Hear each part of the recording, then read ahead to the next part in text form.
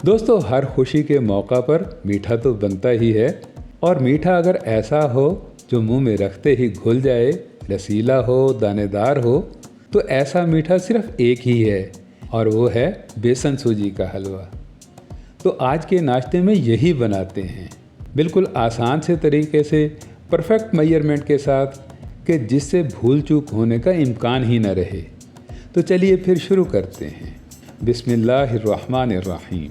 अस्सलाम वालेकुम। अब हलवा बनाने के काम को बिल्कुल आसानी से समझने के लिए हम इसे 2-3 स्टेप में डिवाइड कर लेते हैं। पहले स्टेप में हम मेजर चीज़ों की मेजरमेंट कर लेते हैं। जैसे चीनी हो गई, तो ये हलवे को मीठा करने के लिए ज़रूर डलती है, और सूजी के बगैर तो हलवा बनता ही नहीं है। इसलिए सूजी आएगी, चीनी आएगी और घी शामिल होगा। अब इन तीनों चीज़ों को वज़न के हिसाब से देखें तो ये इक्वल, बराबर वज़न की होनी चाहिए। इसके बाद में ऐसी चीज़ें आएंगी जो वज़न के हिसाब से इनसे आधी होंगी। मतलब बेसन आएगा तो ये सूजी से आधा होगा।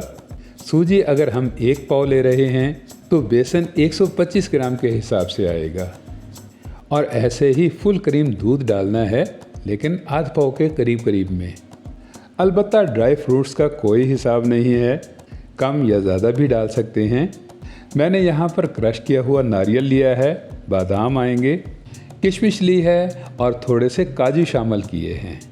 ये सब चीज़ें ही मैंने पहले से तैयार करके रखी हैं। तो बस अब फटाफट से हलवा बनाना शुरू करते हैं। और हलवा बनाने के लिए सबसे पहले हम घी को लेते हैं। अब घी को हलवे में डालने का सिंपल और सादा सा तरीका ये है कि यहाँ पर हमने घी को आधा डालना है और आधे घी को हमने बचा लेना है। और बाकी का बचा हुआ घी कहाँ पर इस्तेमाल करना है, ये मैं आपको आगे चलकर बताता हूँ।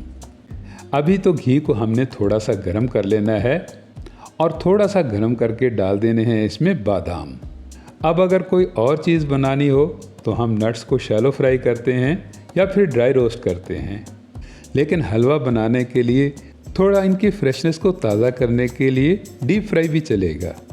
काजू आएंगे और काजू के बाद में कट किया हुआ नारियल। अब पकाना वकाना तो है ही नहीं दोस्तों, और ना ही हमने इनको बहुत अच्छे से फ्राई करना है। बस ऐसे ही हल्का सा थोड़ा सा गर्म करके इनको निकाल लेना है। ऐसा करने से अगर इनके अंदर थोड़ी बहुत नमी होगी, मॉइस्चर होगा, तो वो अच्छे से रिमूव हो जाएगा। चलिए अब इस गरम गरम घी में डाल देते हैं हम सूजी। अब हलवा बनाने में अगर कोई मेजर काम देखा जाए, बेसिक काम देखा जाए, तो वो है सूजी का भुनना। सूजी आपकी जितने अच्छे से भुनी हुई होगी, हलवे का रिज़ल्ट उतना ही ज़बरदस्त आएगा।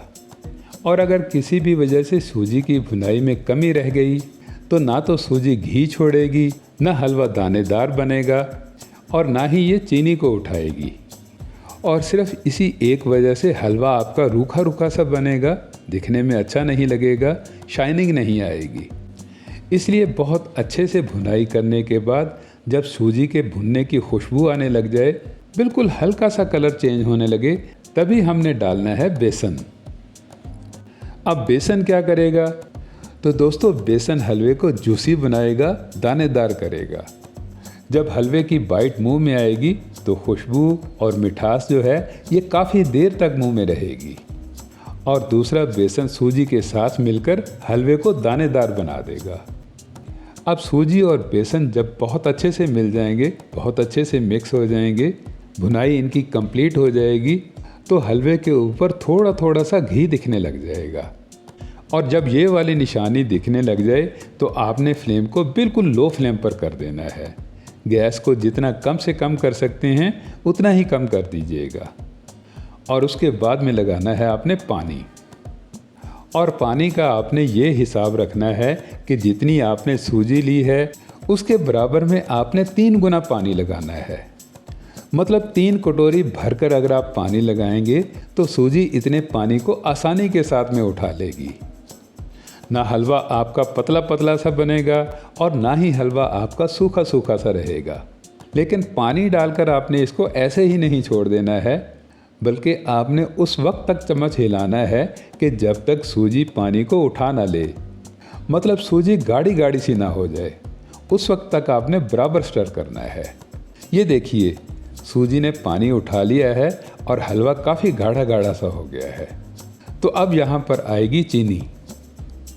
अब चीनी को जैसे जैसे हिलाते जाएंगे, मिक्स करते जाएंगे, तो हलवे के ऊपर शाइनिंग आने लग जाएगी और जहाँ जहाँ से चीनी अच्छे से मिक्स होती जाएगी, रंग थोड़ा चमकदार होता जाएगा और हलवा आपका इक्वल एक जैसा बनता जाएगा। तो बस अब आपने इसको कवर करके पकाना है, बस ऐसे 2-3 मिनट के लिए।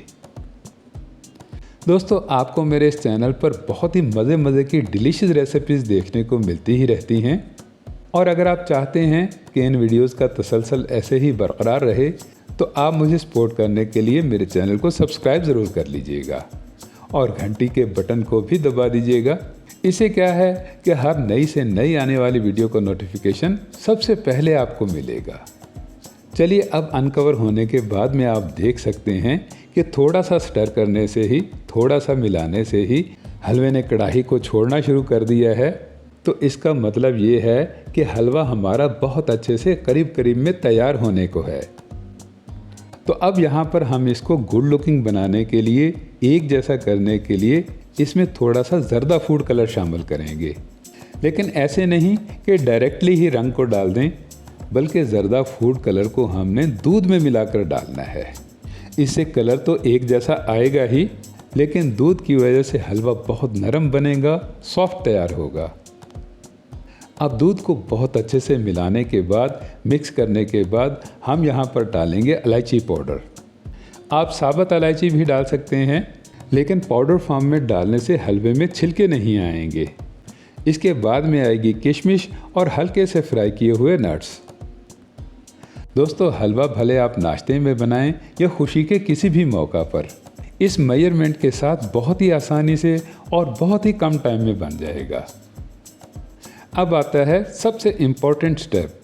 सूजी अगर अपना घी छोड़ दे तो हलवा आपका परफेक्टली तैयार होगा, लेकिन कभी कभी घी हलवे के ऊपर आता ही नहीं है। तो उसके लिए मैंने नए सीखने वालों के लिए एक सादा सी टेक्निक बनाई है कि आधे घी को बचाकर मैंने एंड पर डाला है।